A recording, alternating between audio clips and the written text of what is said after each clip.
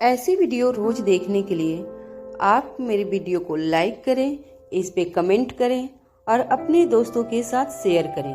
और हाँ, अगर आप इस चैनल पे नए हैं तो इसे सब्सक्राइब करना ना भूलें। आज का दिन नेहा और आदित्य दोनों के लिए ही किसी रोलर कोस्टर राइड से कम नहीं था। सुबह लायर अंकुश का सजेशन, फिर आदित्य के घर में शादी की बात, फिर नेहा के घर उसके पिता का फिर से गुंडों के साथ आ जाना, ये सब कुछ दोनों के लिए ही प्रोसेस कर पाना आसान नहीं था। आज फिर नेहा को लग रहा था जैसे वो माँ बनने के एग्जाम में फेल हो गई थी। उसकी बच्ची इतनी स्मार्ट हो गई थी कि उसे अपने आप को खुद प्रोटेक्ट करना पड़ रहा था। जिस चालाकी से उसने नेहा के फोन का यूज करके आदित्य को सही समय पर घर बुला लिया था, नेहा को लग रहा था जैसे वो अपनी बच्ची को प्रोटेक्ट करने में एक बार फिर से फेल हो गई। आदित्य के गोद से उतरते ही नेहा ने पीहू को कसके गले लगा लिया था, लेकिन उससे कहने के लिए उसके पास कुछ नहीं था। वो बस चुपचाप उसे चेयर पर बैठे गले लगाए हुई थी। मुझे तुमसे कुछ बात करनी है, आदित्य ने बड़ी हेजिटेशन के साथ इस मोमेंट में नेहा से कहा। नेहा ने अपने आंसुओं को पोंछा और चेयर से उठकर खड़ी हो गई। पीहू, ये लो फोन और ग्रैंड दादी से बात कर लो, वो कल आपको बहुत याद कर रहे थे ना। नेहा ने अपना फोन उसे देते हुए कहा और पीहू को अंदर भेज दिया। आदित्य समझ रहा था कि उन दोनों की कन्वर्सेशन पीहू तक ना पहुंचे, इसलिए नेहा ने बहाने से उसे अंदर भेज दिया था। हम बालकनी में चल सकते हैं क्या, नेहा ने कहा और पीहू के अंदर जाते ही खुद भी बालकनी की तरफ चल पड़ी। आदित्य बिना कुछ कहे बस चुपचाप उसे पीछे चलता चला जा रहा था। आज जिस नाजुक समय पर वो यहाँ पहुंचा था, उसे देखते हुए उसके मन में गुस्सा तो बहुत भरा था, लेकिन नेहा को ऑलरेडी इतना स्ट्रेस्ड देखकर वो और ज्यादा टेंशन नहीं बढ़ाना चाहता था। कल से पीहू के साथ जो कुछ भी हो रहा था वो सुनना और देखना आदित्य के लिए इतना मुश्किल था, जो वो इमेजिन भी नहीं कर पा रहा था कि ये सब नेहा के लिए कितना मुश्किल था। लेकिन अब बस बहुत हो गया, उसने मन ही मन सोचा। प्रॉब्लम्स के बारे में तो उन लोगों ने बहुत बात कर ली थी, लेकिन अब आदित्य सॉल्यूशन पर बात करना चाहता था। बड़े जोश में लायर की जिस बात को उसने सुनते सुनते ही ठुकरा दिया था, अब वो उस पर दोबारा सोचना चाहता था। पीहू को इस हालत में देखकर अब आदित्य किसी भी तरह का और रिस्क नहीं लेना चाहता था। वो नहीं जानता था कि जो वो सोच रहा था वो कितना सही था, लेकिन इस वक्त पीहू को बचाने का कोई रास्ता उसके सामने नजर नहीं आ रहा था और वो इस बात से अच्छे से वाकिफ था। मामला इतना नाजुक हो चुका था कि अब इसमें एक भी दिन की देरी करना पीहू के लिए सेफ नहीं था। आज दिनेश घर तक आ गया था उसे किडनैप करने, तो हो सकता है कल फिर अपने अधूरे मकसद को पूरा करने का कोई दूसरा रास्ता निकाल ले। वो अब कतई नहीं चाहता था कि पीहू को सपने में भी ये सब दोबारा एक्सपीरियंस करना पड़े। बालकनी में पहुंचकर नेहा चुपचाप खड़ी थी। इस वक्त वो कुछ भी बोलने की स्थिति में नहीं लग रही थी। नाइट सूट पहने खुले बाल में खड़ी नेहा को देखकर आदित्य को समझ नहीं आ रहा था कि वो बात कहां से शुरू करे। कहो, नेहा ने उसकी तरफ बिना देखे धीरे से ये कहकर आदित्य की मुश्किल आसान कर दी थी। मुझे सच में समझ नहीं आ रहा है कि तुम ये सब कैसे हैंडल कर रही हो। मतलब तुम्हारी खुद की बेटी को तुम्हारे अपने ही डैड किडनैप करना चाहते हैं। ऐसी फैमिली तो मैंने कहानियों में भी नहीं सुनी है। तुमसे इतनी भी क्या दुश्मनी है उन लोगों की, जो वो एक छोटी सी बच्ची को भी नहीं छोड़ रहे। आदित्य ने उसकी कंडीशन पर अपनी जिक्र जाहिर करते हुए कहा, लेकिन नेहा अब भी उसकी तरफ देखे बिना ही चुपचाप उसे सुन रही थी। जो वो कह रहा था वो नेहा हर रात हर पल फील करती थी, जिसका जवाब उसके पास भी नहीं था। उसके अपने पिता अचानक से इतने सेल्फिश और लालची कब हो गए, ये बात नेहा भी नहीं जानती थी और अब तो जानना भी नहीं चाहती थी। मैंने कहा था ना कि मैं तुम्हारे पर्सनल मैटर में नहीं बोलूंगा, लेकिन आज I could not control my self. जिस तरह से पीहू ने मुझे फोन किया, मैं डर गया था कि कहीं वो लोग उसे सच में ले गए तो। अगर पिछली बार की तरह इस बार भी हमारी पीहू हमसे दूर हो गई तो, अगर मुझे आने में लेट हो जाता तो। अपने मन में चल रही चिंताओं को आदित्य खुल के नेहा के सामने कह रहा था। उसके मुंह से हमारी सुनकर नेहा उसके तरफ मुड़ गई थी। वो मन ही मन सोच रही थी, एक मेरे अपने हैं जो मेरी ही बच्ची को हार्म करके मुझे यूज करना चाहते हैं, और एक ये अनजान आदमी है जो मेरी पीहू को हमारा कह रहा है, अपना कह रहा है। मैं सोच भी नहीं सकता कि यहाँ तुम्हारी क्या हालत हुई होगी, लेकिन फ्रैंकली पूरे रास्ते मेरी हार्ट बीट तेज थी कि कहीं पीहू को कुछ हो ना जाए। आई डोंट नो इस डर के साथ तुम कैसे जीती हो, लेकिन मैं अब और नहीं जीना चाहता ऐसे। आदित्य ने इमोशनल होकर भरे गले से कहा। इस बात ने नेहा की चुप्पी को तोड़ दिया था। What do you mean? Neha ने हैरान होकर पूछा। वो समझ नहीं पा रही थी कि आदित्य की इस बात का क्या मतलब था। कैसे नहीं जीना चाहता था पीहू के बिना, या उसके साथ, उसे कुछ हो जाने के डर के साथ, या फिर उस डर को ही खत्म कर देना चाहता था। क्या मतलब था इस बात का? मैं अब पीहू पर और ट्रीट्स नहीं देख सकता। मुझे नहीं पता कि मेरा उसके साथ क्या कनेक्शन है, लेकिन पहली बार मिलकर ही मैं समझ गया था कि ये रिलेशन कुछ अलग है। भले ही हमारा कोई रिश्ता नहीं, लेकिन फिर भी ये बॉन्ड्स सारे रिश्ते से बढ़कर है, और उसे कुछ भी होता है तो आई कांट टॉलरेट। आदित्य ने कहा। देखो, थैंक यू सो मच यहाँ आने के लिए, पीहू को बचाने के लिए। आई नो तुम उसके बहुत क्लोज हो और तुम्हें अच्छा नहीं लग रहा होगा ये सब देखकर, लेकिन ट्रस्ट में मैं कर रही हूँ कोशिश। जल्दी ही कुछ न कुछ रास्ता निकाल लूंगी। नेहा ने खुद की सफाई देते हुए आदित्य से कहा। उसे लग रहा था कि आदित्य कह नहीं रहा था, लेकिन वो इस सिचुएशन का जिम्मेदार सिर्फ और सिर्फ उसे ही समझता था। Seriously Neha, you still want me to trust you? कैसे? इतना सब कुछ, इतनी बार होने के बाद भी यू थिंक कि तुम सब मैनेज कर लोगी? टेल मी वन थिंग्स, कैसे करोगी ये सब? मुझे भी बताओ, मैं भी जानना चाहता हूँ। आदित्य ने इस बार सख्त अंदाज में नेहा से सवाल कर लिया। उसके अंदर का गुस्सा वो दबाए जरूर बैठा था, लेकिन किस वक्त वो नेहा के किस बात पर बाहर आ जाए वो खुद भी नहीं जानता था। मुझे नहीं पता। All right, I don't know. मैं नहीं जानती कि कैसे करूंगी, पर तुम क्या चाहते हो? मैं क्या करूं? इस बारे में सोचना बंद कर दूं क्या?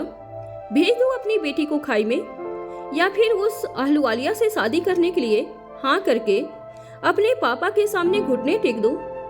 क्या करूं मैं? हाँ बताओ ना, नेहा ने रोते हुए कहा।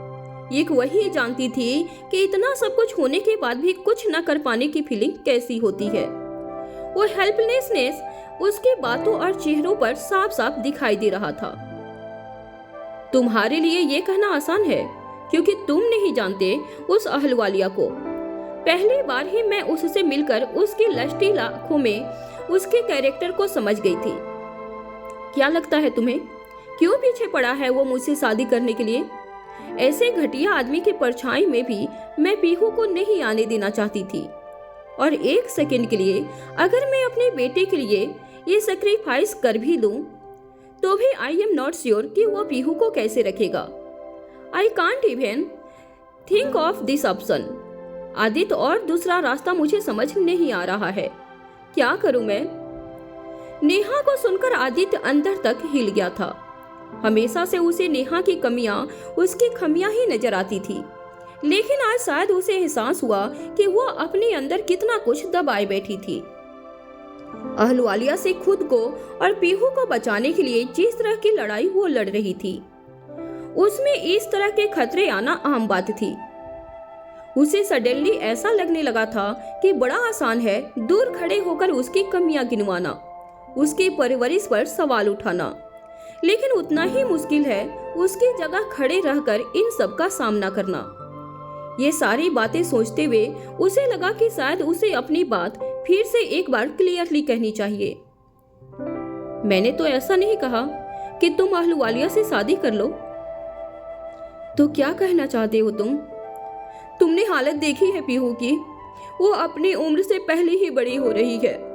अपने बचपन को एंजॉय करने की बजाय अपने आप और मुझे बचाने के तरीके सोचती रहती है।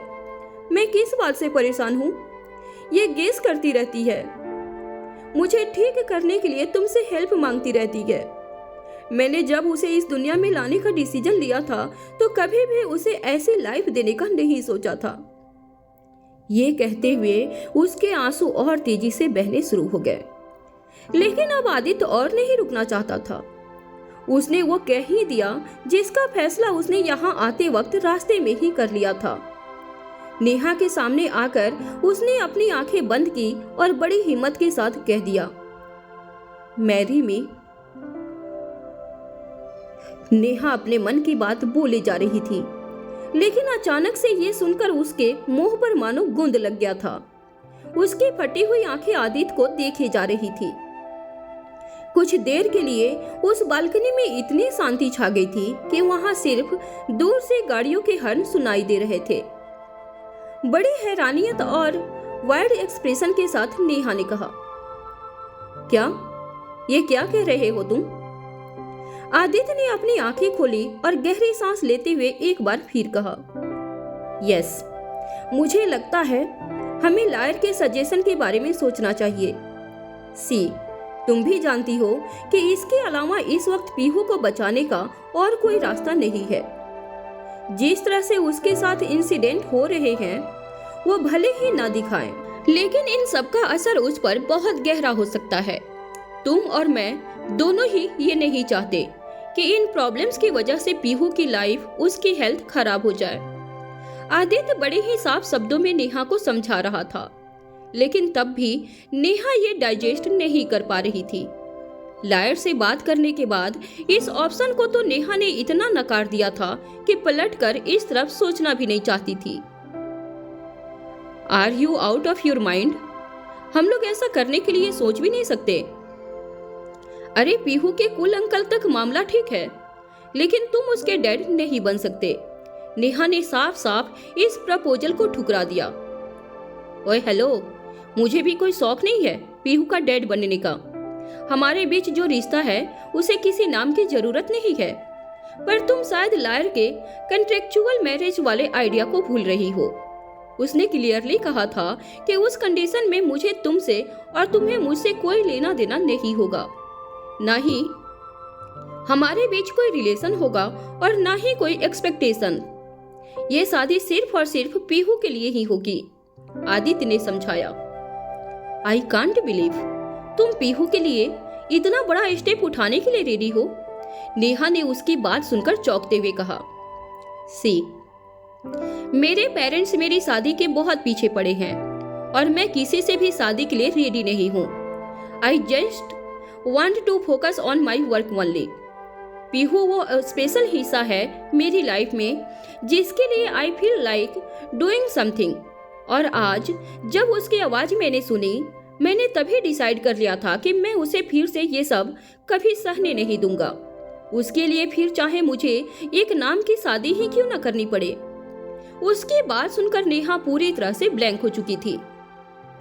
आज अपनी आंखों के सामने पीहू के साथ इतना सब कुछ होता देखकर आदित्य इतना हिल चुका था कि अब वो ये सब और नहीं देख सकता था।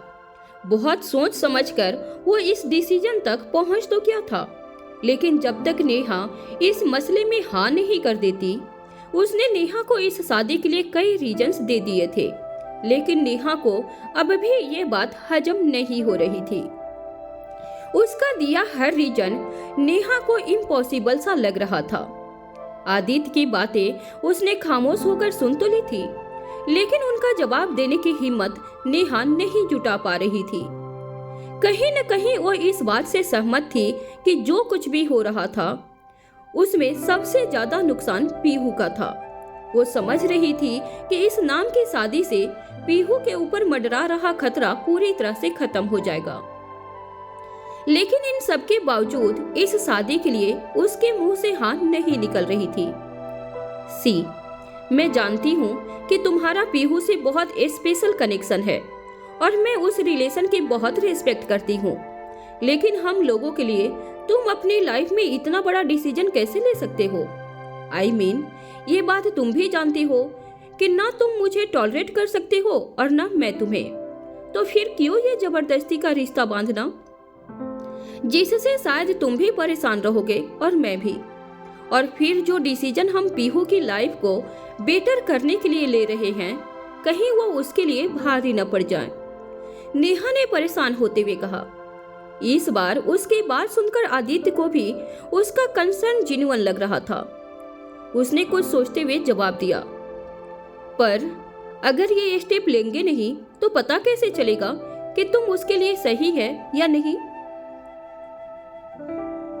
जिस तरह से तुम्हारे डैड तुम्हारे पीछे पड़े हैं, वो या तो तुम्हारी शादी उस अहलुवालिया से करवा देंगे या तो फिर पीहू को हमेशा के लिए तुमसे दूर कर देंगे। एंड आई एम श्योर कि तुम इन दोनों में से कुछ भी नहीं चाहती हो। सी, मैं तुम्हें इस डिसीजन के लिए फोर्स नहीं करूंगा। मैंने जो सोचा था वो तुम्हें बता दिया, बाकी तुम अपना जवाब आराम से दे देना। मैं अभी चलता हूँ, आदित्य ने नेहा से कहा और वहां से जाने लगा। नेहा को कुछ समझ नहीं आ रहा था कि इस बार उसे आदित्य से क्या कहना है।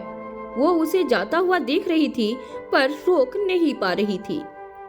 कुल अंकल, आप जा रहे हो क्या? आप यही क्यों नहीं रुक जाते? आदित्य को जाता हुआ देखकर पीहू ने आकर जोर से उसे पीछे से पकड़ लिया। इस पल में आदित्य बेहद इमोशनल हो गया था। पीहू की एक एक हरकत वो अच्छे से समझ पा रहा था कि उसे अपने कुल अंकल की कितनी जरूरत है। वो नेहा की तरफ से हाँ ही सुनना चाहता था ताकि वो इस नन्ही सी जान को पूरे हक से दुनिया की सारी खुशियां दे पाए। हाँ, अभी तो जा रहा हूँ, पर हम जल्दी मिलेंगे। आदित्य ने झुककर पीहू के गालों को सहलाया और पीछे से बालकनी की ओर खड़ी नेहा की तरफ देखने लगा। नेहा जानबूझकर अपनी नजरों को चुराने की कोशिश कर रही थी, लेकिन वो इस सच्चाई से दूर नहीं भाग रही थी कि पीहू और आदित्य की एक दूसरे में जान बसती है। ओके, बाय कुल अंकल। पीहू ने अपने हाथों की हथेलियों को हिलाते हुए आदित्य की तरफ देखा और कहा। आदित्य ने भी उसे हंसते हंसते बाय कह दिया, लेकिन नेहा से उसे बिना कहे ही बहुत कुछ कह दिया था। नेहा जाते जाते उसकी आंखों में एक बार फिर पीहू के लिए फिक्र आसानी से देख पा रही थी कि किस तरह इस पूरी सिचुएशन की जिम्मेदार एक बार फिर वही हो गई थी। लेकिन फिर भी आदित्य के प्रपोजल को हाँ करने की हिम्मत जुटाने का रास्ता अभी दूर नजर आ रहा था। आदित्य के वहां से निकलते ही नेहा ने खुद को संभाला और जाकर दरवाजे को बंद कर दिया। इतनी सारी बातें उसके दिमाग में एक साथ घूम रही थी कि वह किसी पर भी ठहर कर विचार नहीं कर पा रही थी। पीहू के ऊपर लगातार 2 बार अटैक होता देखकर उसकी रूह कांप उठी थी। उसके होते हुए अगर ये सब हो गया तो अब उसे अकेला छोड़ने का तो वो सोच भी नहीं पा रही थी। उसे कोई आइडिया नहीं था कि कल से क्या करना है, पीहू को स्कूल भेजना है या नहीं, खुद उसे छोड़कर ऑफिस जाना है या नहीं, दादी को इन सब के बारे में बताना है या नहीं, आदित्य को क्या जवाब देना है। ये सब सोच सोचकर उसका दिमाग फटा जा रहा था। लेकिन तभी उसकी नजर अचानक से पीहू पर पड़ी। वो चुपचाप बेड पर अपनी ड्राइंग बुक लेकर कुछ पेंट करने के लिए बैठ गई थी। उसके चेहरे से जरा भी नहीं झलक रहा था कि यहाँ कितना बड़ा कांड हो चुका था। नेहा समझ नहीं पा रही थी कि पीहू सब में सब कुछ भूल गई थी या फिर भूलकर नॉर्मल होने का दिखावा कर रही थी, जिससे कि नेहा को स्ट्रेस ना हो। अपनी छोटी सी बेटी को इतना मैच्योर होता देखकर उसका दिल बार बार टूट रहा था। बड़ी, आप बाहर क्या कर रहे हो? अंदर आओ ना, पीहू ने नेहा को अंदर बुलाते हुए कहा। नेहा अंदर बढ़ ही रही थी कि तभी अचानक से दरवाजे के बाहर उसे किसी की आहट सुनाई दी। एक पल को तो वो डर गई कि कहीं आदित्य के जाते ही दिनेश फिर से वापस तो नहीं आ गया। दरवाजे और जमीन के बीच जो थोड़ा सा गैप था, वहां से देखकर नेहा को साफ साफ पता चल रहा था कि बाहर 2 आदमी खड़े थे। उसने इस बार सोच लिया था कि वो किसी को भी घर के अंदर घुसने तक नहीं देगी। वो दौड़कर किचन में गई और वहां से सबसे पहले जो उसके हाथ में आया उसे मारने के लिए उठा लिया। एक हाथ में चाकू, दूसरे में बेलन लेकर वो सीधा दरवाजे पर पहुंच गई। उसने धीरे से दरवाजा खोला और बिना देखे ही बाहर खड़े दोनों आदमियों पर हाथ उठा दिया। लेकिन अगले ही पल उसे एहसास हुआ वो दोनों दिनेश के गुंडे नहीं थे। अरे मैडम, क्या कर रही हैं आप? उनमें से एक आदमी ने कहा। नेहा ने उसे ध्यान से देखा और पहचानने की कोशिश करने लगी। उन दोनों ने काली पैंट और शर्ट पहन रखी थी। हट्टा कट्ठा शरीर, कद में लंबे, उन दोनों आदमियों की कमर में एक एक बंदूक भी टंग रही थी। नेहा समझ नहीं पाई कि गार्ड जैसे दिखने वाले ये दो लोग उसके घर के बाहर क्या कर रहे थे। माफ कीजिएगा, लेकिन आप लोग कौन हैं? नेहा ने अपने हाथों को तुरंत नीचे करते हुए पूछा। जी, हमें आदित्य सर ने भेजा है, उनमें से एक गार्ड ने बताया। पर क्यों? नेहा हैरान होकर पूछी। जी, उन्होंने बस हमें आपके घर की रखवाली करने के लिए कहा है, गार्ड ने बताया। यह सुनकर नेहा अच्छे से समझ गई कि आदित्य यहाँ से तो चला गया था, लेकिन उसकी चिंता में अब भी पीहू ही बस रही थी। उसे अब जरा भी और रिस्क नहीं लेना था। यहाँ से निकलते ही उसने अपने सिक्योरिटी गार्ड में से दो को यहाँ रखवाले के लिए भेज दिया, ताकि दिनेश और उसके आदमी भूल कर भी इस घर के आसपास भटकने के बारे में सोच भी न पाए। नेहा को यकीन नहीं हो रहा था कि यहाँ से जाने के बाद भी वो यहीं की सेफ्टी के बारे में सोच रहा था। गार्ड को तो सर हिलाते हुए उसने हाँ कहकर दरवाजा बंद कर लिया था, लेकिन अंदर जाने के बाद उसे ये एहसास हो रहा था कि जहां वो कुछ भी सोचने करने की स्थिति में नहीं थी, वहीं आदित्य दूर तक सोचकर फटाफट डिसीजन ले रहा था। उसे पता था कि यहाँ रात भर नेहा और पीहू का अकेले रहना सेफ नहीं है, इसलिए उसने बिना पूछे बिना बताए ही यहाँ पर सिक्योरिटी टाइट कर दी थी। बड़ी, क्या हुआ? कोई आया है क्या? पीहू ने दरवाजा बंद होने की आवाज सुनते ही कहा। नहीं बच्चे, कोई नहीं है, नेहा ने कहा और उसने बेलन और चाकू को अंदर जाकर वापस किचन में रख दिया। आई गेस अब इसकी जरूरत नहीं पड़ेगी, लेकिन कब तक हम आदित्य की सिक्योरिटी पर जिएंगे और कब तक वो हमें प्रोटेक्ट कर पाएगा? और जब पीहू को पैदा करते समय मुझे किसी की जरूरत नहीं पड़ी, तो आज उसके प्रोटेक्शन के लिए क्यों किसी की जरूरत पड़ रही है? क्या मैं अपनी बेटी के लिए इनफ नहीं हूँ? मैंने तो हमेशा अपनी फैमिली को प्यार दिया, रेस्पेक्ट दी, लेकिन आज वही फैमिली मेरी अपनी बच्ची को यूज करके मुझसे फायदा उठाना चाहती है। आई नो, डैड सिर्फ अपने बिजनेस पर्पस के लिए मेरी शादी उस अहलुवालिया से करवाना चाहते हैं, लेकिन इतना नीचे सोचने से पहले उनके दिल में उन्हें एक बार भी नहीं रोका होगा। इतने कैसे बदल गए आप पापा? आपने तो मुझे उड़ना सिखाया था, कहा था कि तुम उड़ो, मैं तुम्हारे पीछे तुम्हें संभालूंगा। तो अब क्या हो गया? अब जब मैं उड़ना चाहती हूँ, अपने बच्ची के साथ इस लाइफ में खुशी खुशी आगे बढ़ना चाहती हूँ, तो आप क्यों मेरे पर काटना चाहते हैं? माना मैंने कि आप मुझसे उस रात के लिए नाराज है, गुस्सा हैं, लेकिन आपने एक बार भी नहीं पूछा कि हुआ क्या था। आपकी उस दूसरी बेटी ने मेरी जिंदगी बर्बाद कर दी और आप उसकी साइड ले रहे हैं।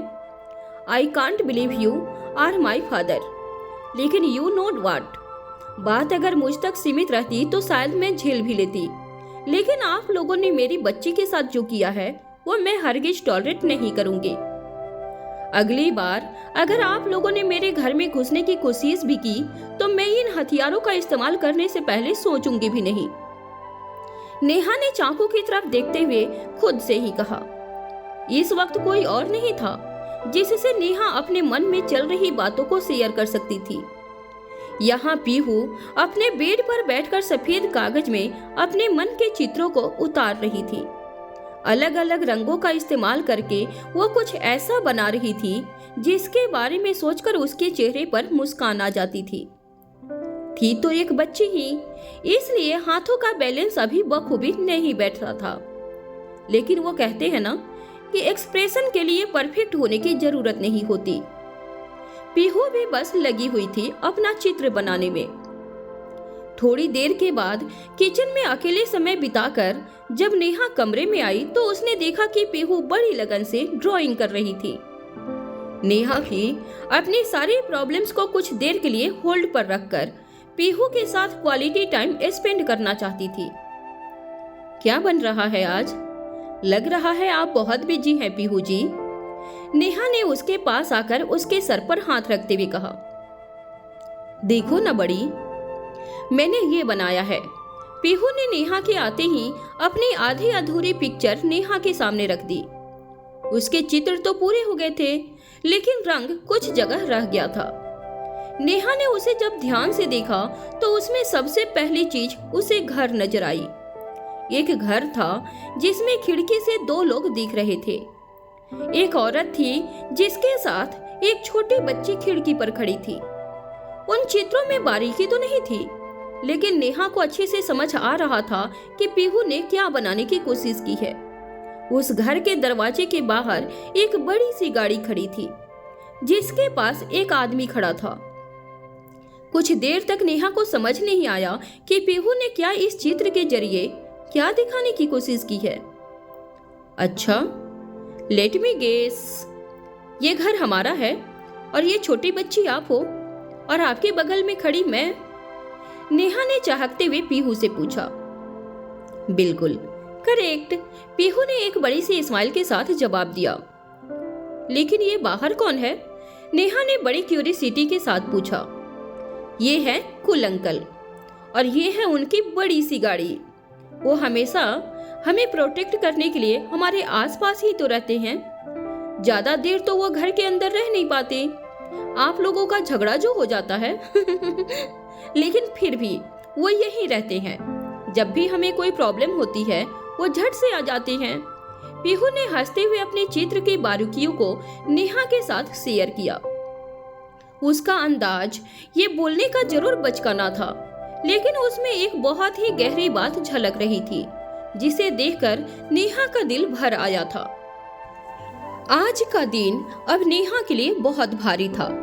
लायर के सजेशंस, दिनेश की हरकत और आदित्य के प्रपोजल तक सब कुछ इतना अनएक्सपेक्टेड था कि नेहा कुछ प्रोसेस ही नहीं कर पा रही थी। लेकिन इन सब के बीच नेहा के लिए सबसे ज्यादा जरूरी था पीहू के साथ रहना, उससे बात करना, उसके दिल और दिमाग की स्थिति से अवेयर रहना। एज ए मदर वो बिल्कुल भी नहीं चाहती थी कि पीहू की फीलिंग से वो कहीं से भी अनजान रहे। इतना सब कुछ होते हुए भी पीहू को इतना नॉर्मल देखकर नेहा टेंशन में आ गई थी, लेकिन उसके दिल को तो उसकी पेंटिंग ने छू लिया था। जिस तरह से अपनी बातों में वो कूल अंकल का जिक्र करना नहीं भूलती, जिस तरह से अपनी लाइफ में उसने कूल अंकल को एक इम्पोर्टेंस हिस्सा बना लिया था, ठीक उसी तरह अपने ड्राइंग में भी उसने आदित्य के सेवियर की जगह दे दी थी। उसे घर के बाहर खड़ा करके एक झटके में उसने नेहा और उसके बीच दूरियों को दिखा दिया था और अपने उसके बीच के अटूट रिश्ते को भी। नेहा को यकीन नहीं हो रहा था कि छोटी सी बच्ची अपने इमोशंस को इतनी सफाई और मैच्योरिटी से दिखा सकती थी। इतनी देर से नेहा सोच रही थी कि पीहू के मन पर इन सब का क्या असर पड़ा होगा, लेकिन इस चित्र को देखकर वो झटके में समझ गई। वो समझ गई थी कि पीहू किस चीज को खोने के डर रही है, किस खुशी के लिए ना चाहते हुए भी चाह रही थी। पीहू को अब इस बात का डर लगने लगा था कि अगर कूल अंकल चले गए तो उन्हें प्रोटेक्ट कौन करेगा, बड़ी की फैमिली से उन्हें कौन बचाएगा। अरे अब आप कुछ बोलोगे भी या बस इमोशनल होकर देखती रहोगी? पीहू ने नेहा को खोए हुए ख्यालों से बाहर निकालते हुए कहा। बहुत सुंदर है, नेहा ने भरे गले और भारी आंखों से कहा। सही में? ठीक है, तो मैं इसमें कलर कर देती हूँ, फिर इसे कूल अंकल को भी भेजूंगी। पीहू ने अपनी पिक्चर वापस अपने पास ले ली और मन लगाकर फिर से उसमें कलर करने के लिए जुट गई। उसे देखकर ऐसा लग रहा था जैसे वो बिल्कुल नॉर्मल थी, लेकिन नेहा अब नॉर्मल नहीं हो पा रही थी।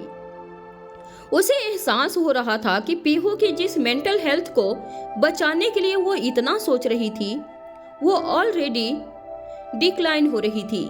वो बच्ची कुछ कह नहीं रही थी, लेकिन कहीं न कहीं उसके मन में भी कई तरह के डर थे, जिसे वो आज अपनी पेंटिंग के जरिए बाहर निकाल रही थी।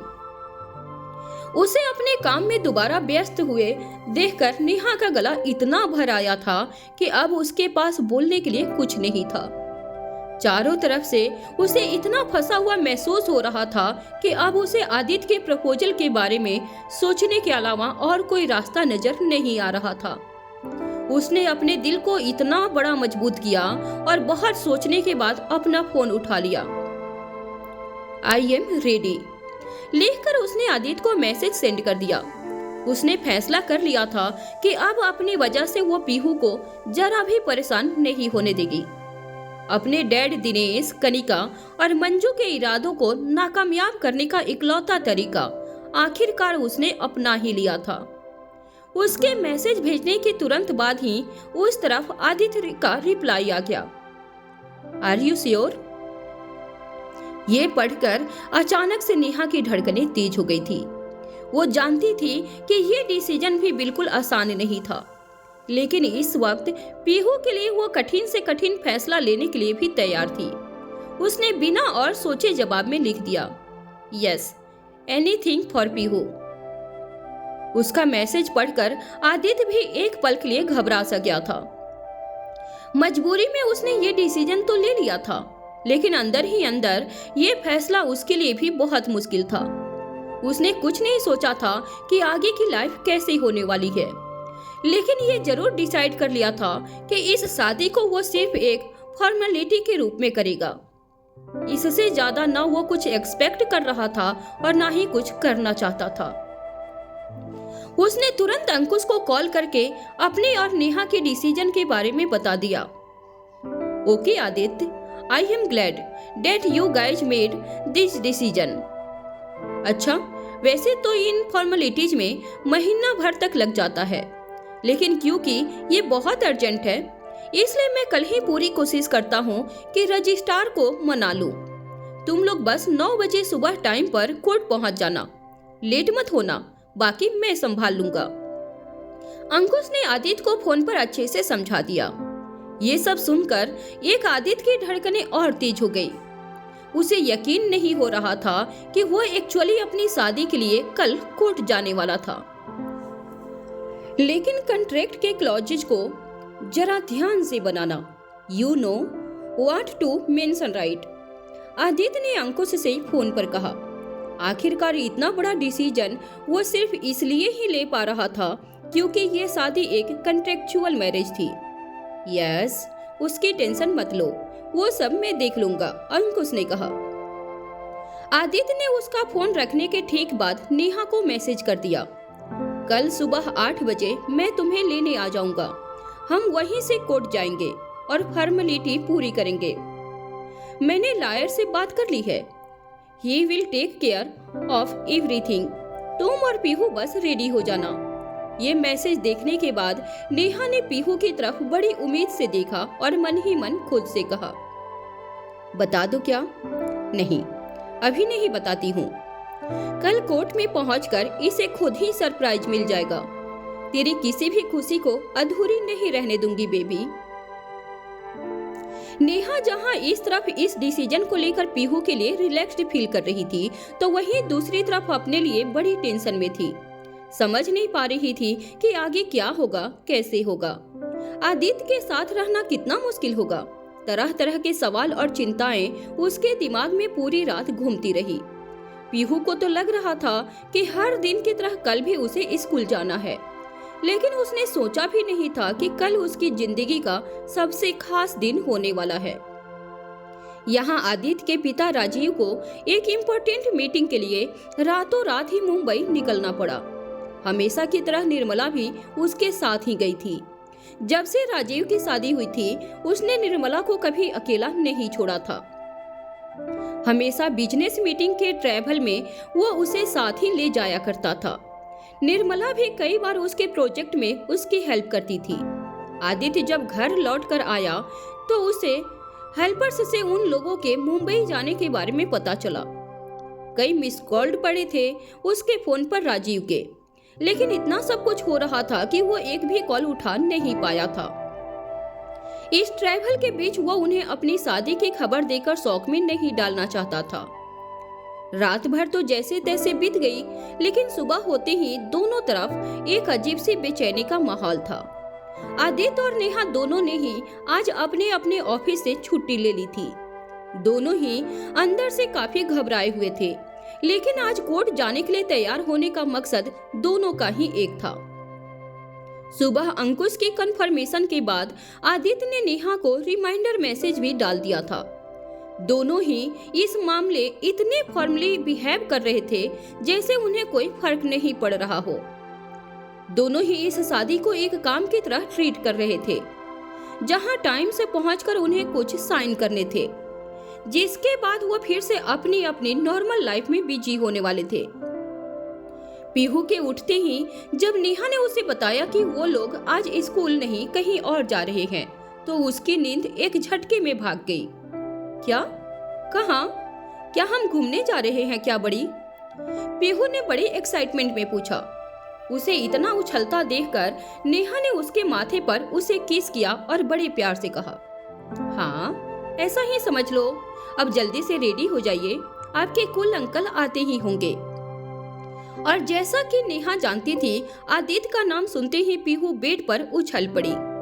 उसने सोचा भी नहीं था कि वो बड़ी और कुल अंकल साथ में कहीं घूमने भी जा सकते थे। क्या बात कर रहे हो आप? कुल अंकल? या? पीहू ने खुशी के चलते नेहा को गले लगा लिया और भागते हुए बाथरूम में फ्रेश होने के लिए चली गई। नेहा उसे इतना खुश देखकर बहुत खुश थी। उसके चेहरे की खुशी देखकर उसे लग रहा था जैसे उसका डिसीजन बिल्कुल सही है, लेकिन उसकी मन की घबराहट कम होने का नाम नहीं ले रही थी। वो बार बार अपने मन को यही कहकर शांत कर रही थी कि ये शादी कोई शादी नहीं है और इससे उसको कोई फर्क नहीं पड़ना चाहिए। ये सिर्फ एक रास्ता है पीहू को बचाने का। उसने सबसे पहले जाकर किचन में ब्रेकफास्ट तैयार किया और उसके बाद नहाकर रेडी हो गई। पीहू भी नहाकर रेडी हो गई थी। कुल अंकल के साथ घूमने के नाम पर उसका सुबह का पूरा आलस गायब हो गया था। टाइम पर ब्रेकफास्ट करके ठीक 8 बजे नेहा पीहू के साथ घर से निकलने के लिए तैयार थी। जैसे ही उसने बाहर निकलकर घर को लॉक किया, वैसे ही आदित्य की गाड़ी वहां आकर रुक गई। कुल अंकल आ गए। पीहू ने उसकी गाड़ी देखते ही उसकी तरफ दौड़ते हुए जाकर कहा। उसकी खुशी आदित्य और नेहा को साफ साफ दिखाई दे रही थी और यही बूस्टर था उन लोगों के लिए यहाँ से आगे जाने का। आदित्य ने पीहू आता देख पहले ही अपने बगल वाली आगे की सीट के पास का दरवाजा खोल दिया था। वो पीहू को अंदर बैठा तो रहा था, लेकिन उसकी आंखें नेहा पर टिकी हुई थी। जीन्स के साथ व्हाइट जॉर्जेट की कुर्ती में नेहा और भी ज्यादा सुंदर लग रही थी। सुबह की धूप ने उसके चेहरे का ग्लो और भी ज्यादा बढ़ा दिया था। उसके खुले बालों और बड़े झुमकों के साथ वो खूबसूरत तो बहुत लग रही थी, लेकिन उसका अनकंफर्टेबल चेहरा आदित्य साफ साफ पढ़ पा रहा था। वो अच्छे से समझ सकता था कि उसके मन में क्या कुछ चल रहा होगा। उसे यकीन था कि जिस तरह से वो रात भर इस डिसीजन के बारे में सोचता रहा, ठीक वैसे ही नेहा के लिए भी ये बड़ा मुश्किल रहा होगा। जैसे ही नेहा पीछे वाली सीट पर बैठ गई, आदित्य ने दरवाजा बंद होते ही गाड़ी स्टार्ट कर दी। वैसे हम जा कहाँ रहे हैं कुल अंकल? बड़ी ने तो कुछ बताया ही नहीं, पीहू ने आदित्य से पूछा। ये सवाल सुनकर आदित्य ने शीशे से नेहा की तरफ देखा और उनकी आंखें एक दूसरे से जा मिली, मानो वो दोनों ही इशारों में एक दूसरे से पूछ रहे थे कि उसे कब और क्या बताना है। बताओ ना कुल अंकल, पीहू ने कुछ देर तक शांत बैठे आदित्य से फिर से एक बार पूछा। ये आपके लिए सरप्राइज है, आपको थोड़ी देर के बाद सब समझ आ जाएगा, आदित्य ने उसे बड़े प्यार से समझा दिया। डॉक्यूमेंट्स ले लिए तुमने? आदित्य ने थोड़ी देर के बाद बड़ी हेजिटेशन के साथ नेहा से पूछा। हाँ, ले लिए। नेहा ने भी सर हिलाते हुए जवाब दिया। दोनों ही उस शीशे में देखने से बच रहे थे जहां से उन्हें एक दूसरे को देखना पड़े। एक तरफ नेहा खिड़की से बाहर देखकर अपनी नजरें चुरा रही थी, तो वहीं आदित्य ड्राइविंग में बिजी होकर लगभग 40 मिनट की ड्राइव के बाद वो लोग कोर्ट पहुंच गए। वहां गाड़ी पार्क करने के बाद कोर्ट के गेट के ठीक सामने उन्हें अंकुश मिल गया। हाय, और आदित्य ने उसे देखते ही कहा, हाय गाइज। सो मैंने रजिस्ट्रार से बात कर ली है, वो बहुत मुश्किल से माने हैं। बहुत बड़ी इमरजेंसी कहकर मैंने तुम लोगों का नंबर सबसे पहले लगवाया है। इससे पहले मैंने जो कॉन्ट्रैक्ट रेडी किया है उसे तुम दोनों अच्छे से पढ़ लो। अंकुश एक एक करके सारी फॉर्मेलिटीज नेहा और आदित्य को समझा रहा था, लेकिन वहां पीहू को खड़े कुछ समझ नहीं आ रहा था। कुल अंकल, बड़ी, ये तो कोई घूमने की जगह नहीं लग रही है मुझे। और ये कौन है जो इतना बोल रहे हैं? उसने अपने मन में आ रहे सवालों को हमेशा की तरह बेधड़क बोल दिया था। उसकी बात सुनकर न सिर्फ आदित्य बल्कि अंकुश खुद भी हंस पड़ा था। आज फाइनली वो दिन आ चुका था जिसकी नेहा और आदित्य दोनों ने ही दूर दूर तक कल्पना नहीं की थी। उन्होंने सपने में भी नहीं सोचा था कि पिछले कुछ दिनों में जो कुछ भी हुआ उसके चलते वो इतना बड़ा डिसीजन ले लेंगे, जिससे वो दो टुक बात करना भी पसंद नहीं करते थे, उससे ही शादी करने का सोच लेंगे। पर मान पाए या नहीं, इस वक्त यही उनकी सच्चाई थी। और अंकुश ने जिस तरह उन्हें फॉर्मेलिटीज के बारे में बताया था, उन्हें न चाहते हुए भी यकीन करना पड़ रहा था कि वो सच में शादी करने वाले थे। लेकिन पीहू अब धीरे धीरे और क्यूरियस हो रही थी। उसे जरा भी समझ नहीं आ रहा था कि यहाँ क्या हो रहा है। जिस बेफिक्री से उसने अंकुश के बारे में पूछा था, नेहा कुछ कहती कि इससे पहले अंकुश ही बोल पड़ा। हेलो लिटिल प्रिंसेस, मेरा नाम अंकुश है और आप जिस जगह पर आए हो वो आपकी फेवरेट होने वाली है।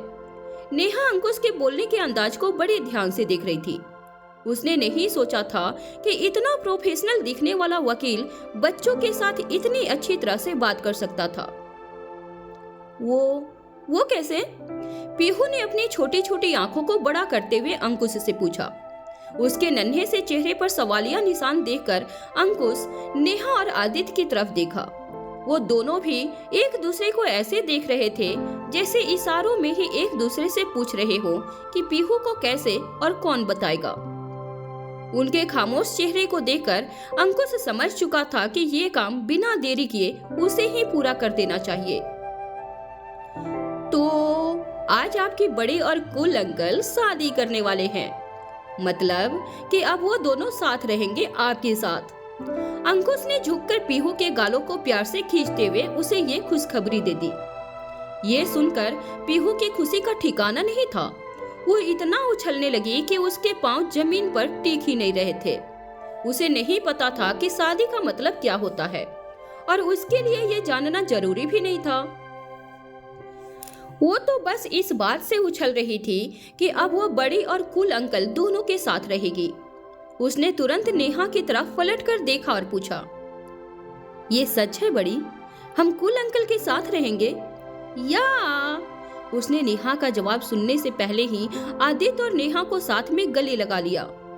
वो उन दोनों के कमर तक ही पहुंच पा रही थी, लेकिन बीच में खड़े होकर उसने अपने दोनों हाथों से उन दोनों के बीच के गैप को भर दिया था। दोनों बस एक दूसरे को ही देखे जा रहे थे और साथ में सिर्फ यही महसूस कर रहे थे कि इसी खुशी को देखने के लिए उन्होंने ये डिसीजन लिया था। हाँ पीहू, हम साथ रहेंगे, आदित्य ने बड़े प्यार से उसके सवाल का जवाब दिया। टाइम हो चुका है, मैं अंदर चलता हूँ, आप लोग भी आ जाइए। अंकुश ने नेहा और आदित्य से डॉक्यूमेंट्स लेने के बाद अंदर की तरफ जाते हुए कहा। कुछ ही देर के बाद आदित्य ने भी इशारे से नेहा को अंदर चलने के लिए कहा। सुबह का समय था, इसलिए वहां लोग कम मौजूद थे, लेकिन जितने भी थे उन सबकी नजर आदित्य पर टिकी हुई थी। उनमें से ज्यादातर लोग उसे मानते भी थे और जानते भी थे, और जो नहीं जानते थे वो उसके ऑरा और क्लास को देखकर इम्प्रेस्ड थे। जितनी भी यंग लड़कियां थीं, वो तो अंदर ही अंदर नेहा को कोस रही थी। सबके दिमाग में पहला सवाल यही आ रहा था कि यहाँ मैरिज सेक्शन में इतना हैंडसम और इतना बड़ा बिजनेसमैन एक बच्चे की माँ के साथ क्या कर रहा है। नेहा भले ही कितनी भी यंग और चार्मिंग क्यों न लग रही हो, लोगों का ध्यान सबसे पहले उसका हाथ पकड़ी एक छोटी सी बच्ची पर जा रहा था। आसपास खड़े घूर रहे लोगों की नजरों में इस जोड़ी को लेकर जो सवाल थे, उन्हें समझते हुए नेहा ने खुद को आदित्य से दूर कर लिया। लेकिन उसी वक्त आदित्य ने उसका हाथ पकड़ते हुए कहा, क्या हो गया? कहीं अपने डिसीजन पर रिग्रेट तो नहीं कर रही हो? सोच लो, अब भी टाइम है। ये सुनकर नेहा ने तेजी से अपना हाथ छुड़ा लिया और उसकी बातों को अनसुना करते हुए दूसरी तरफ देखने लगी। Please come. अंकुश ने रजिस्ट्रार के केबिन से बाहर निकलकर आदित्य को इशारा करते हुए कहा। उस केबिन की तरफ बढ़ते हुए दोनों की धड़कनें तेज हो गई थी। जहां एक तरफ पीहू की एक्साइटमेंट छुपाए नहीं छुप रही थी, वहीं नेहा के चेहरे से भी लाख कोशिशों के बाद भी टेंशन दिखा ही जा रहा था। रजिस्ट्रार ने आदित्य को देखते ही पहचान लिया था। उसने मुस्कुराते हुए उसका केबिन में स्वागत किया। अगले ही पल अंकुश के कहने पर रजिस्ट्रार के कॉन्ट्रेक्चुअल मैरिज के डॉक्यूमेंट पर दोनों के साइन लिए और उस पर अपनी मोहर लगाकर इस शादी को फाइनल कर दिया। नेहा और आदित्य दोनों को ही पता तक नहीं चला कि कब वो इस शादी के बंधन में बंध गए। नेहा मन ही मन सोच रही थी कि इतना आसान तो किसी डील को फाइनल करना नहीं होता जितनी ये शादी हो गई। विटनेस भी लायर ने ही अरेंज कर लिया। खैर, congratulation both of you. Registrar ने उन्हें फाइनल डॉक्यूमेंट हैंड ओवर करते हुए मुस्कुराकर कहा। पीछे की लाइन में जो कपल खड़ा था, वो लोग बड़े ध्यान से अंदर चल रहे प्रोसेस को देख रहे थे। उनमें जितनी लड़कियां थी, वो यही सोच सोचकर परेशान हो रही थी कि आखिरकार नेहा ने आदित्य को फंसाया कैसे होगा। एक बच्ची के साथ शादी करते हुए दो लोगों को देखना सबके लिए आम बात नहीं थी। कुछ ही देर के बाद रजिस्ट्रार के केबिन से नेहा और आदित्य अपनी अपनी अलग फाइल लेकर बाहर आ गए। इस वक्त सबसे ज्यादा कोई खुश था तो वो थी पीहू। लेकिन उसने जब नेहा के ना खुश चेहरे की ओर देखा तो पूछ पड़ी, बड़ी, आप खुश नहीं हो क्या? मैं तो बहुत खुश हूँ। मुझे मेरे डैड मिल गए। मैंने कहा था ना आपको, ये मेरे पापा जैसे ही लगते हैं। बड़ी, आप अब टेंशन क्यों ले रहे हो? अब हम अकेले नहीं रहेंगे। अब से किसी की भी हिम्मत नहीं होगी हमें परेशान करने की। उसकी बातों में इतनी चहक और भरोसा देखकर नेहा के दिल को सुकून मिल रहा था। आदित्य भी मुस्कुरा रहा था और अपने फैसले को सही साबित होता हुआ देखकर खुश भी था। मैंने तुम लोगों का सामान पैक करने के लिए ऑलरेडी लोगों को भेज दिया है। तुम लोग यहीं से मेरे घर चल सकते हो। शाम तक तुम लोगों का सारा सामान घर पर आ जाएगा, आदित्य ने नेहा को बताया। नेहा ने भी सर हिलाते हुए उसकी बातों में सहमति जता दी। हालांकि नेहा को उम्मीद नहीं थी कि आदित्य इतना फास्ट और स्मार्ट निकलेगा, लेकिन जाहिर सी बात थी कि शादी के बाद उन्हें साथ ही रहना था, तो इस बात पर सवाल उठाने का कोई मतलब ही उसे समझ नहीं आ रहा था। भले ही ये शादी एक अग्रीमेंट क्यों न थी, लेकिन फिर भी अपने फैमिली के ट्रीट्स को देखते हुए अकेले रहना इस वक्त जरा भी सेफ नहीं था। अभी तक तो जबरदस्ती नेहा को मनाने के लिए घर में घुसे चले आते थे, लेकिन अब जब उन्हें आदित्य के साथ शादी के बारे में पता चलेगा तो उनका गुस्सा 7वें आसमान पर होगा। उस आक्रोश में वो क्या कर जाए किसी को कुछ पता नहीं था, और पीहू को लेकर अब नेहा और आदित्य दोनों ही रिस्क नहीं लेना चाहते थे। ये सब सोचते हुए नेहा ने नजरें झुकाकर बड़ी हिचकिचाहट के साथ आदित्य से कहा, थैंक यू, इसकी जरूरत नहीं है। मैं सिर्फ यही कर सकता था जो मैंने किया, आदित्य ने जवाब दिया। वैसे तुमने अभी तक कॉन्ट्रैक्ट पूरा पढ़ा नहीं है, पढ़ लो, आदित्य ने उसके हाथ में फंसी हुई फाइल की तरफ इशारा करते हुए कहा। नेहा ने उसके कहते ही अपने हाथ में ली हुई फाइल को खोला और एक एक क्लॉज को ध्यान से पढ़ना शुरू कर दिया। जैसे जैसे वो आगे बढ़ रही थी, मन ही मन आदित्य की समझदारी और उसकी मैच्योरिटी को सराह रही थी। उसमें बड़े साफ शब्दों में लिखा था कि वो दोनों एक दूसरे की लाइफ में इंटरफियर नहीं करेंगे। इस शादी को वो सिर्फ और सिर्फ घर से बाहर निभाएंगे। किसी भी वक्त कोई भी पार्टी इस शादी को खत्म कर सकती है। इसके साथ साथ इस शादी में प्रॉपर्टी के बंटवारे के बारे में भी जिक्र किया हुआ था। उन्हें पढ़कर नेहा को ऐसा लग रहा था जैसे आदित्य और उसका ख्याल इस शादी को लेकर बिल्कुल एक सा था। लेकिन एक जगह उसे एक क्लॉज की कमी दिखाई दे रही थी। लेकिन वो कहने से पहले उसने बहाने से पीहू को गाड़ी में जाकर बैठने के लिए बोल दिया। उसके जाते ही नेहा ने कहा, मुझे लगता है इसमें एक बात नहीं लिखी है। ये भी मेंशन करना चाहिए कि हम लोग इस हस्बैंड वाइफ की ड्यूटी से बंधे नहीं रहेंगे। I mean there will be no obligation right. Neha की इस बात को सुनकर आदित्य सरकास्टिकली हंस पड़ा। उसने अपने पुराने रुखे अंदाज में नेहा को जवाब दिया, उसकी चिंता करने की तुम्हें जरूरत नहीं है। मैं वैसे भी लड़कियों का भूखा नहीं हूँ। लड़कियों के मामले में मैं बहुत सिलेक्टिव हूँ। हर लड़की मेरे साथ होने का ख्वाब नहीं देख सकती, इसलिए मेरे लिए ये क्लॉज ज्यादा मायने नहीं रखता। लेकिन तुम्हें लगता है तो अंकुश इसे ऐड कर देगा। अंकुश, प्लीज लुक इनटू दिस। उसने अंकुश की तरफ देखकर कहा। अंकुश ने भी उसकी बात में सर हिलाते हुए हाँ कह दिया। जिस गुरूर में उसने ये बात कही थी, नेहा उसे देखती ही रह गई।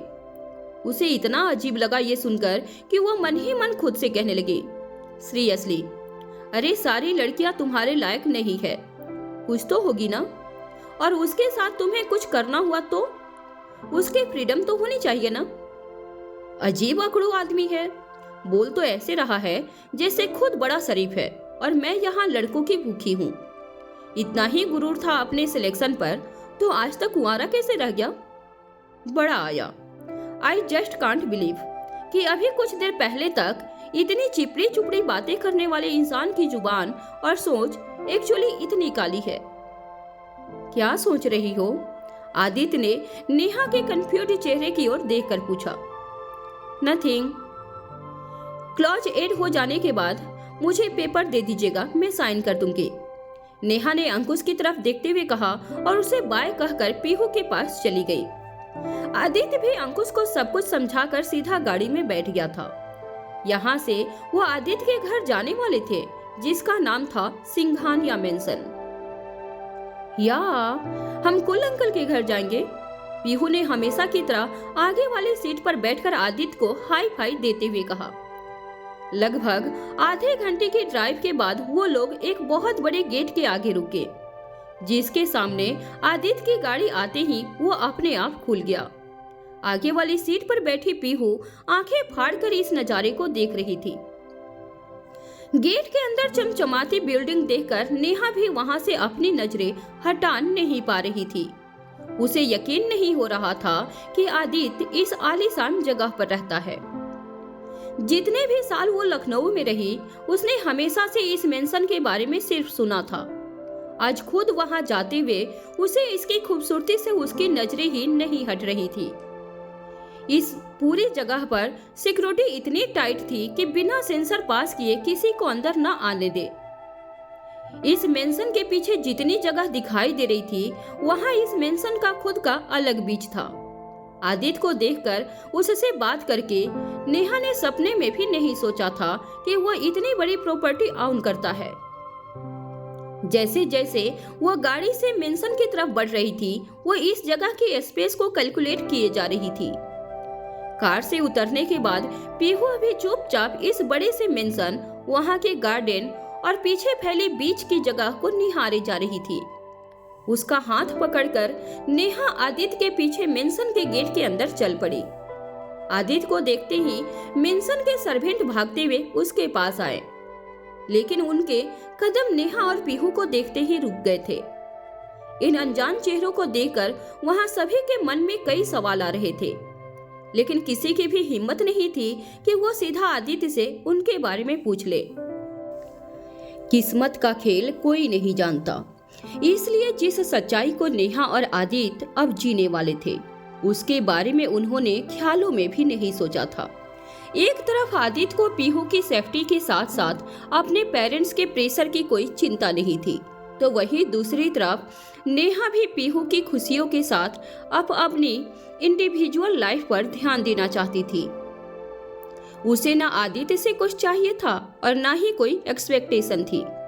उसका इतना बड़ा मेंशन देखकर वो हैरान जरूर हो गई थी, लेकिन यहाँ रहने या इसमें हक जताने का ना तो उसने कभी सोचा था और ना ऐसा कभी करने वाली थी। इस मेंशन की खूबसूरती को निहारते हुए नेहा और पीहू आदित्य के साथ गेट के अंदर तो आ गए थे, लेकिन जिस तरह घर के सर्वेंट उन्हें देखकर दूर ही रुक गए थे, ठीक उसी तरह नेहा भी पीहू को पकड़कर वही दरवाजे पर ही रुक गई थी। सन, यू आर बैक। वहां सर्वेंट में सबसे आगे खड़ी मरियम नाम की महिला ने बोला। मरियम 45 साल की थी और पिछले 20 सालों से इस मेंशन में काम कर रही थी। वो तब आदित्य की केयर टेकर बन गई थी जिस वक्त निर्मला को फिर से अपने प्रोफेशनल कैरियर को कंटिन्यू करना था। पैदा होने के बाद से ही निर्मला हमेशा आदित्य की देखभाल में लगी रहती थी, लेकिन जब वो लगभग 8 साल का हुआ तब उसे लगा कि घर पर केयर टेकर रखकर वो फिर से अपने इंटरेस्ट को बढ़ावा दे सकती है। तब से लेकर आज तक मरियम ही इस घर की सारी देख रेख कर रही थी। अक्सर निर्मला, राजीव और आदित्य तीनों ही घर से बाहर रहा करते थे, लेकिन उनके अब्सेंस में इस घर को घर बनाने की जिम्मेदारी मरियम की ही थी। यस, आदित्य ने इतना कहते हुए नेहा और पीहू को आगे आने का इशारा किया। ये है नेहा, माई वाइफ, और ये है पीहू। आदित्य ने बड़े ही शॉर्ट तरीके से इंट्रोडक्शन अपने सर्वेंट और स्पेशली मरियम आंटी को दे दिया। इतने सालों से जिस तरह वो इस घर को संभाल रही थी, आदित्य और उसके पेरेंट्स के दिल में उनकी बड़ी रेस्पेक्ट थी। लेकिन मरियम ही नहीं, वहां खड़े हर सर्वेंट आदित्य की बात सुनकर होश उड़ गए। ये बात सबको पता थी कि आदित्य के मॉम डैड कब से उनकी शादी के पीछे पड़े थे। अभी कल ही तो इस बारे में बहस चल रही थी। मरियम सब कुछ अपनी आंखों से देख रही थी, तो फिर आज आदित्य एक लड़की और बच्ची के साथ कैसे आ गया, जिसे वो अपनी वाइफ कह रहा था। एक रात में अचानक से ये सब कैसे पॉसिबल हो गया? इन सवालों से न सिर्फ मरियम बल्कि वहां मौजूद सभी लोगों का दिमाग घूम गया था। मरियम तो बस बार बार नेहा और पीहू की तरफ देखे जा रही थी। न जाने क्यों उसे ऐसा लग रहा था जैसे पीहू में उसे आदित्य का चेहरा नजर आ रहा हो। उसे पीहू की शक्ल में आदित्य के बचपन का चेहरा झलक रहा था। वो इतनी ब्लैंक हो चुकी थी कि आदित्य से क्या पूछे, कहां से शुरू करे, कुछ समझ नहीं आ रहा था। लेकिन उसके छोटे से इंट्रोडक्शन से उसने इतना तो एज्यूम कर लिया था कि नेहा और पीहू अब आदित्य की फैमिली थे, और इससे ज्यादा खुशी की बात मरियम के लिए कुछ और नहीं हो सकती थी। जितने डिस्पेरेट राजीव और निर्मला इतने सालों से थे, उतनी ही चाह मरियम की भी थी आदित्य का परिवार बसता हुआ देखने की। और आज अपने सामने उसकी वाइफ और बच्चे को देखकर उससे रहा नहीं जा रहा था। ओह माय गॉड, आदित्य ने फाइनली शादी कर ली। सर और मैडम कितना खुश होंगे। कितने सालों से वो परेशान थे तुम्हारी शादी के लिए, लेकिन अब तो वो चैन की सांस ले पाएंगे। मरियम ये सब बोलते हुए बड़ी इमोशनल हो गई थी। उसे देखकर नेहा को साफ साफ दिखाई दे रहा था कि वो आदित्य और इस फैमिली से कितना अटैच्ड थी। वो तो अपने फॉर्मल इंट्रोडक्शन के बाद आदित्य को बड़े ही अजीब तरीके से देख रही थी। उसे समझ नहीं आ रहा था कि इस आधे अधूरे इंट्रोडक्शन के बाद उसे क्या क्या एक्सप्लेनेशन देने होंगे। मरियम आंटी का रिएक्शन देखकर उसे यकीन था कि वो उससे कई सवाल करेंगी, जिसका जवाब क्या देना है उसे पता नहीं था। उसे मरियम की तरफ देखकर इन्हीं विचारों में खोया हुआ देखकर आदित्य ने उससे कहा, अगर यहाँ तुम्हें और पीहू को किसी भी चीज की जरूरत हो तो मरियम आंटी को कह देना, वो सब हैंडल कर लेंगी। हाँ हाँ बिल्कुल, आप और बेबी को यहाँ किसी भी तरह की तकलीफ नहीं होने देंगी Maryam. Come baby come. Maryam ने नेहा और पीहू को बड़े प्यार से पकड़कर घर के अंदर लाते हुए कहा। उनके वेलकम में इतना अपनापन और प्यार नेहा को महसूस हो रहा था। ऐसा लग रहा था वो किसी अपने को ही मिली है। लेकिन हर वक्त उसके दिमाग में बस यही चल रहा था कि ये एक कॉन्ट्रेक्चुअल मैरिज है, जिसमें ना तो कोई इमोशन इन्वॉल्व है और ना ही कोई एक्सपेक्टेशन। ऐसे में मरियम आंटी को इस शादी को सेलिब्रेट करता देखकर नेहा को गिल्ट महसूस हो रहा था। वही मरियम नेहा का शांत स्वभाव और उसकी सादगी देखकर बेहद इम्प्रेस्ड थी। गोरा रंग, लंबे बाल, कानों में झुमके और माथे पर एक छोटी सी बिंदी ने उसकी खूबसूरती में जो 4 चांद लगाए थे, उससे मरियम की नजर हट ही नहीं रही थी। उसे देखकर मरियम को ऐसा लग रहा था जैसे हमेशा से ही उसने आदित्य के लिए इसी तरह की लड़की का सपना देखा था। उसे और आदित्य को साथ खड़ा देखकर मरियम मन ही मन उसकी नजर उतार रही थी। कम डार्लिंग, मैं आप लोगों का आपका कमरा दिखाती हूँ। मरियम ने पीहू और उसे अपने साथ आने के लिए कहा। हमारा रूम ऊपर है क्या? पीहू ने बड़ी एक्साइटमेंट से मरियम से पूछा। यस बेबी, ऊपर सबसे प्रीटी वाला रूम आपका होगा और आपका प्ले रूम भी होगा। मरियम बातें करती हुई पीहू को बड़े लाड से ऊपर लेकर जा रही थी। उसका इतना प्यार और सत्कार देखकर नेहा को और भी ज्यादा बुरा फील हो रहा था, लेकिन वो करती भी क्या? उसके पास उनके पीछे जाने के अलावा और कोई रास्ता नहीं था। मरियम ने फर्स्ट फ्लोर पर पहुंचते ही वहां से राइट लिया। उस बड़े से लॉन में एक के एक एंटीक आइटम लगे हुए थे, जिनमें से कई तो इम्पोर्टेंट लग रहे थे। इस बंगले की सजावट भी उतनी ही खास थी जितनी कि यहाँ की बनावट। नेहा जितना इस घर को देख रही थी उतनी ही उसकी खूबसूरती मानो बढ़ती जा रही थी। थोड़ा ही आगे जाकर मरियम ने राइट साइड का एक दरवाजा खोला, जिसके अंदर वो पीहू और नेहा को लेकर गई। ये है आदित्य का रूम, मरियम ने नेहा को बताया। रूम काफी बड़ा था, लेकिन नेहा के हिसाब से थोड़ा डल था। उसे यहाँ आते ही ये कमरा आदित्य जैसा ही लगा, एकदम बेरंग। वो इस कमरे को बड़े खास ढंग से देख तो रही थी, लेकिन उसे ये समझ नहीं आ रहा था कि मरियम को ये कैसे बताएं कि वो आदित्य के कमरे में नहीं रुक पाएगी। अभी तो बस आदित्य ही रहता है यहाँ, इसलिए थोड़ा खाली खाली सा है। लेकिन अब तो आप आ गए हो, आपके हिसाब से यहाँ और क्या ऐड करवाना है मुझे एक्सप्लेन कर देना। मरियम ने मुस्कुराते हुए नेहा को देखा और फिर कहा। उसकी इस बात से नेहा उसका इशारा साफ साफ समझ गई थी। रिवाजों के अनुसार आज उनकी शादी हुई थी, तो मतलब आज ही उनकी पहली रात भी साथ में होने वाली थी। लेकिन इस शादी में किसी भी रिवाज का कोई महत्व नहीं था। ये बात नेहा किसी और को कैसे समझाए? मरियम आंटी की बात सुनकर एक पल के लिए तो वो घबरा गई। तभी अचानक पीछे से आवाज आई। नेहा कुछ दिनों के लिए गेस्ट रूम में ही रहेगी आंटी। इस रूम में कुछ चेंजेस और मॉडिफिकेशन करने हैं, कुछ डिजाइन में चेंजेस करने हैं, जिसमें आई गेस कुछ टाइम लग जाएगा। तो तब तक के लिए उसके सोचकर बोलने के अंदाज और टोन से नेहा समझ गई थी कि वो क्या कहना चाह रहा था। उसने तुरंत सपोर्ट करते हुए कहा, हाँ, आदित्य इज राइट एक्चुअली। ये सुनकर मरियम ने बिना किसी सवाल के सर हिला दिया और पीहू का हाथ पकड़कर कहा, चलो बेबी, अब हम आपका रूम देख कर आते हैं। यस बड़ी, मैं अपना रूम देखने जा रही हूँ। पीहू के चेहरे पर इस बड़ी सी मुस्कान को देखकर आदित्य और नेहा दोनों ही सुकून की सांस ले रहे थे। इस हंसी को यहाँ तक लाने के लिए उन दोनों ने अपनी लाइफ का सबसे बड़ा फैसला ले लिया था। मरियम के साथ पीहू को जाते ही इस बड़े से कमरे में अब बस आदित्य और नेहा ही थे। उनके बीच ना कोई बात थी और ना ही कोई इमोशन। इस खामोशी में बहुत सारी ऑकवर्डनेस थी जिसे नेहा और आदित्य कोई भी तोड़ना नहीं चाहता था।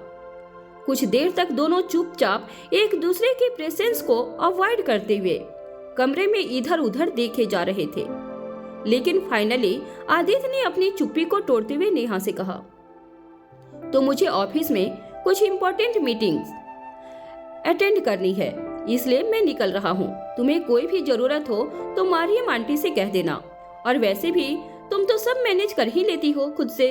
ओके बाय कहकर आदित्य कमरे से बाहर निकल गया। जाते वक्त उसने ना नेहा के जवाब का इंतजार किया और ना ही उसकी तरफ पलट कर देखा।